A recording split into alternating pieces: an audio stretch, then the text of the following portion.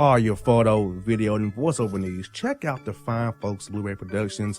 They will take good care of you. If you don't believe me, you can see for yourself. Check out their work at blueberryproductions.tv, the Facebook page, Blueberry Productions, also a Vimeo page, a YouTube page, and it's Blueberry, BLUBERRY, Prod on Twitter. Check them out today. Blueberry Productions, great people, great work, great service. Hey there, your yard took a real beating this summer. Luckily, Scott's Turf Builder Winter Guard has your back. Just feed your grass with Scott's again this fall when the air is cool and the soil is warm. It's the perfect time to give your lawn a boost. If you do, Winter Guard will give your yard the nourishment it needs to help weak, thin grass recover and support root growth, giving you a greener, more resilient lawn both now and next spring. Guaranteed. Grab a bag of Scott's Turf Builder Winter Guard today. You'll be back to barbecuing in no time. This is a Scott's Yard. Hey parents, we all try to be extra careful with our children in the car, but then we get an important call or text. Remember, our children are watching. Make every drive a good example. Be in the zone. Turn off your phone. Visit childrenshospital.vanderbilt.org/BITZ to learn more about our teen driver safety program. Brought to you by Monroe Carroll Jr. Children's Hospital at Vanderbilt, the Ford Motor Company Fund, and the Allstate Foundation. Hello, my name is Travis Williams, President and CEO of Academics and Athletic Consulting, focusing on educating and empowering tomorrow's collegiate athletic leaders. My passion is for the education and genuine concern and care for today's student athlete. It's the centerpiece of my life's work. A college education, both in and out of the classroom, is a truly rewarding benefit.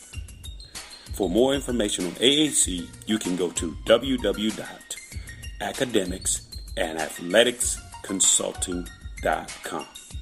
Once again, www.academicsandathleticsconsulting.com.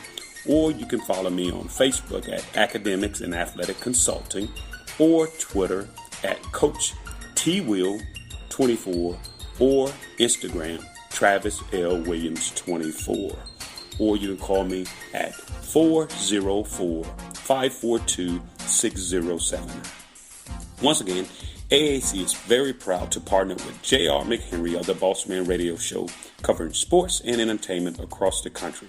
Please tune in weekly for informative, entertaining, and expert analysis on today's sports and entertainment topics. Thank you.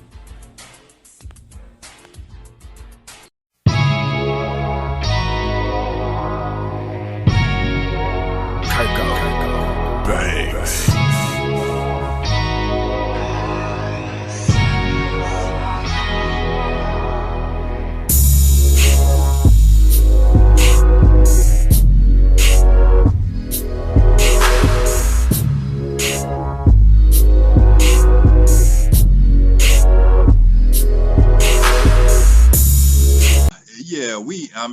Like I said, just different times, just kind of like you, everything shut down in March for us. So, recruiting was a little bit difficult as far as finishing up the roster and finishing up the school year. But, we were able to land some very, very good recruits, and it was basically living off the Zoom.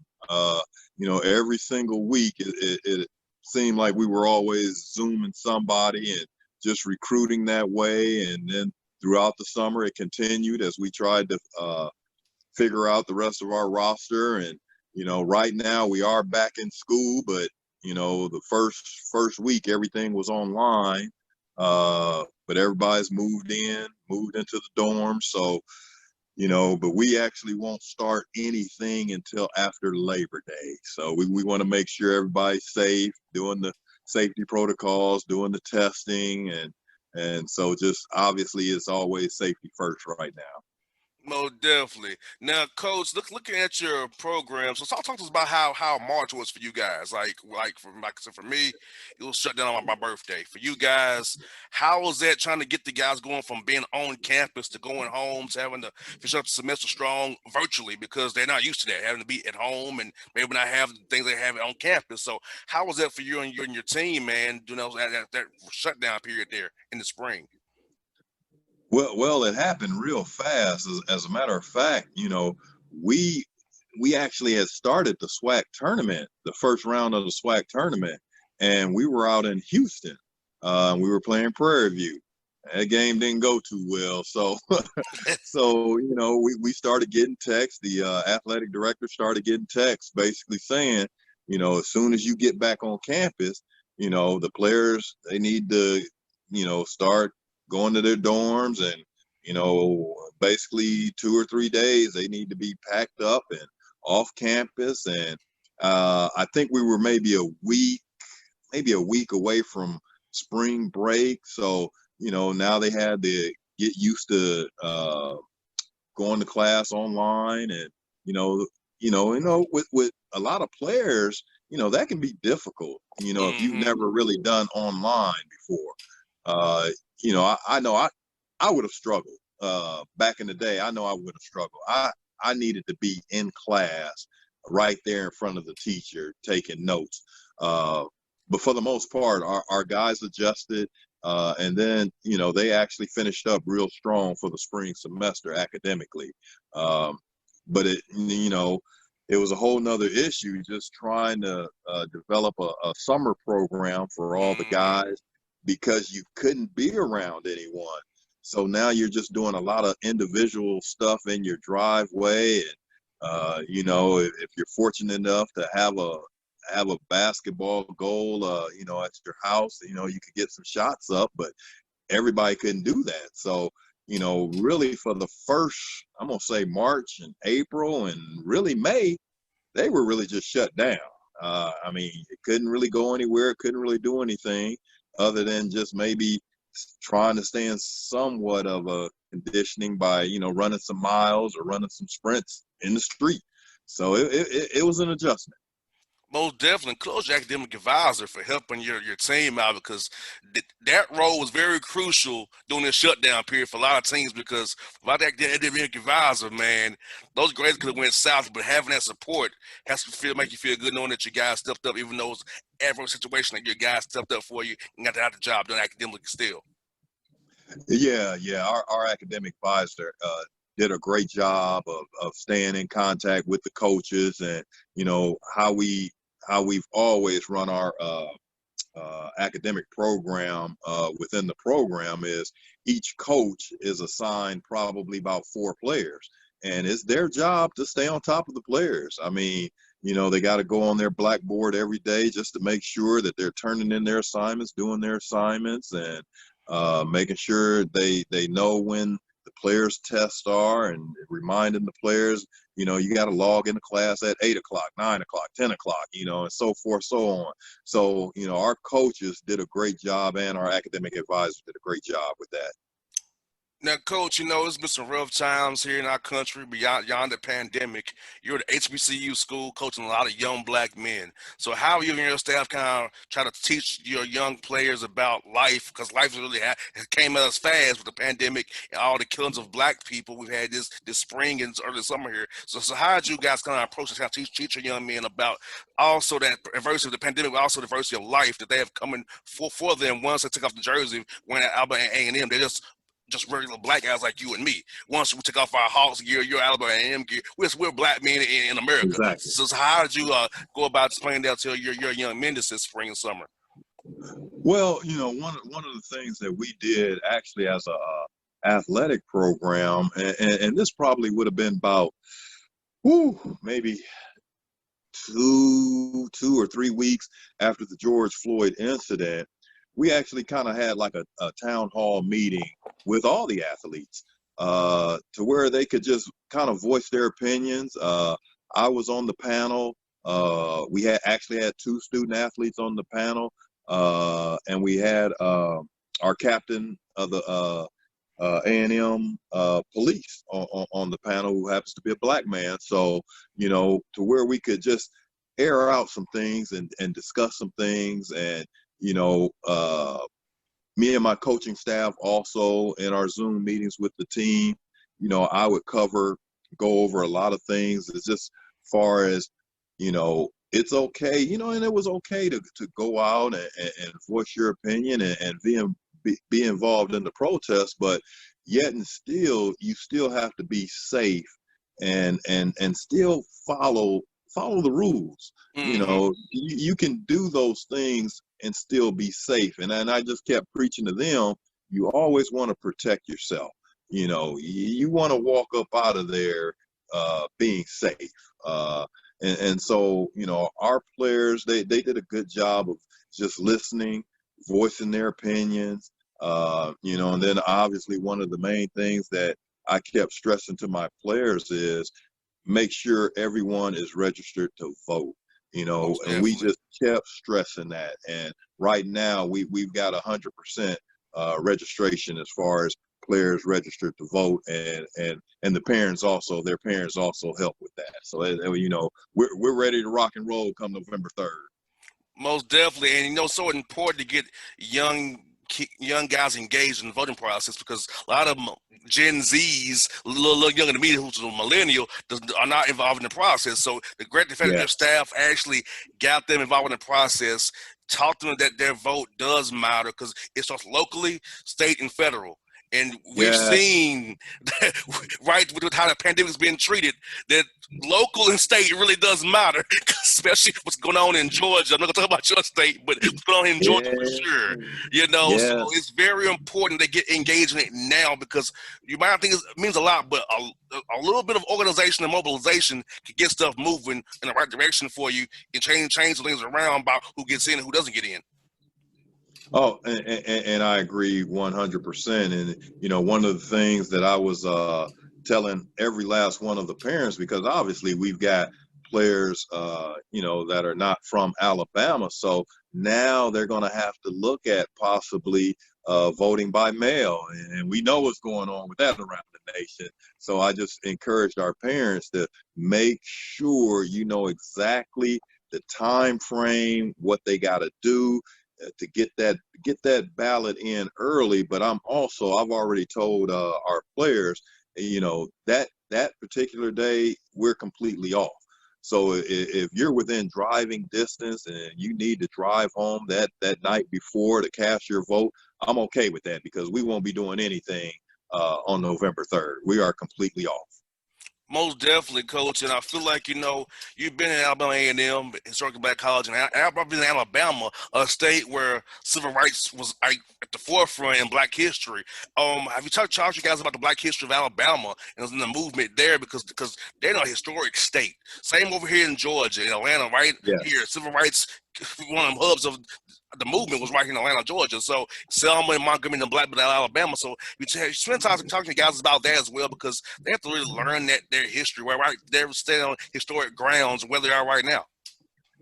I mean, I agree, and that's one of the things I know we're going to try to set up, you know, some Zoom meetings. You know, one of my professors, his name is Dr. Horace Huntley, and he's from Birmingham. And when I was at UAB, he was the chairman of the African American History Department, and he's been involved with the civil rights there throughout Birmingham, probably over 40, 45, 50 years. And I'm going to try to get him on a Zoom call just to help educate all of our guys about the history, because he was involved, I mean, seriously involved with the civil rights movement ever since the 50s and 60s. So, you know, he's just going to be a great resource for them to talk and learn about their history. And for you, Coach, I know it's been hard, you know, with the pandemic. It's tough times. And how have you handled it being as growing as a coach? I know you're the head coach at Alabama A&M. You're going into year two having to get job full time. So talk to me about how the program's grown since you've took over full time now, and what you kind of accomplished this year going forward, and continuing to grow your culture there. Well, you know, one of the things that, you know, as a coaching staff, you know, I just told our guys to make sure when you're recruiting, you really got to do your homework and making sure we are bringing in the right type of player that obviously can handle everything socially, academically, and obviously basketball wise. And we've done a good job these last 2 years. Like this past year, you know, I probably ended up being the youngest team in the nation as far as starting five, because by the end of the year I was starting five freshmen. And this incoming class. It's going to be another young class, but very, very talented. So we're going to be playing with mostly freshmen and sophomores this year. But one of the things we wanted to do, we had to bring in what I would consider guys with high character. Most definitely. And that goes a long way when you're trying to establish a program. And then also guys that absolutely love the game of basketball, that you ain't got to tell guys to say, hey, get to the gym, get some shots Most up, definitely. work on your ball handling, work on your fundamentals. Most definitely. I feel as though we've got 15 players in the program. Now we've got 15 guys that love basketball. So, and not only that, good character guys. So now that's how you build a program. So, we're excited about this upcoming season. Hopefully we'll keep our fingers crossed that we have a season, and that's the next hurdle. That's going to be a big hurdle, because I keep seeing stuff flash across the ticker tape on ESPN talking about possibility moving the season back a little bit. And once you start moving that season around, now all of a sudden you're looking at January, so you just never know. So hopefully we'll have a season. And what I admire about you, Coach, you're the only coaching in the SWAC that's actually taking high school kids. Everybody else is doing the JUCO transfer game. So I appreciate you doing it the old-fashioned way. Always got in the SWAC is doing it as you. So I know you do it the right way, Coach, and I have confidence in you because I know you're doing it different than everybody else in the conference. Well, and that's the thing, and we know it's going to eventually pay off. One of the things this year in conference, when I went back, obviously I had a lot of time to go back and watch every game and watch a lot of film from March until now.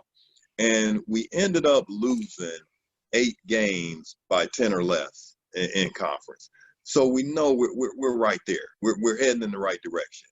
And one of the things we had to identify, we had to get longer, more athletic. We had to bring in some better shooters, some big time shooters, and we feel as though we've addressed everything. We brought in a 7-footer, and we mixed it up. I think we've got 3 or 4 prep school kids, and then the high school seniors. So with the prep school kids, technically they've already had a year under their belt. They've been playing against other top-notch prep school kids around the nation. They've been playing against some JUCOs. So it's still a process, but we feel as though we've gotten better. So like I said, we just got to keep our fingers crossed that we're gonna have this season. Yeah, I got confidence in you about that, Coach, for sure, man. And also this, I know at your level you have to raise money, and I've saw some of the contracts that the high majors are throwing out there, man. I don't like what I see, but what's going to happen with you guys, man? If they cancel conference play and law schools and SWAC have to raise money for the universities, so how's that going to go for those non-conference games when they get scrapped? Let's just say it makes life a lot more difficult. That's why I keep saying, because since the schedule hasn't been released yet, I can't really say who we're going to play, but we've got some big boys on that schedule, some Big Ten schools, some Big 12 schools. So we're hoping that we have this season, because like you said, we have to raise money, and that's every SWAC school. That non-conference schedule is pretty tough. So we just hope and pray that it goes off without a hitch. Well, Coach, you got my prayers, man. I know you guys need it. All of you in SWAC need it, man. A lot of you guys are my friends. I love talking to all of you guys, man. So, Coach, I'm praying for you guys all in SWAC, and hope for you and your players stay safe, man. And I hope once everything calms, I can get to Huntsville. With me being remote, I can probably get away faster than I used to with me being remote. So hopefully we can get over there soon once everything kind of simmer down a little bit there, Coach. Yeah, and hey, we just really appreciate you having a voice, always promoting the SWAC and always promoting the historical Black colleges around the nation. That's huge when we've got support out there. Because a lot of times we don't always get that favorable coverage. But no, we just appreciate you doing the job that you do. Coach, I keep doing it. My whole thing was, man, if somebody don't give you courage, I'm gonna do it because I'm gonna see you grab myself. So I know how it is, man. So I gotta make sure I give you all the courage you need. Because if I'm gonna cover you all for the right reasons, not when something bad happens. You know, like everybody else do. Thank you. Thank you. Hey, Coach, good talk to you always, buddy. Good. Hope to see you real soon, man. JR, my man, you the best.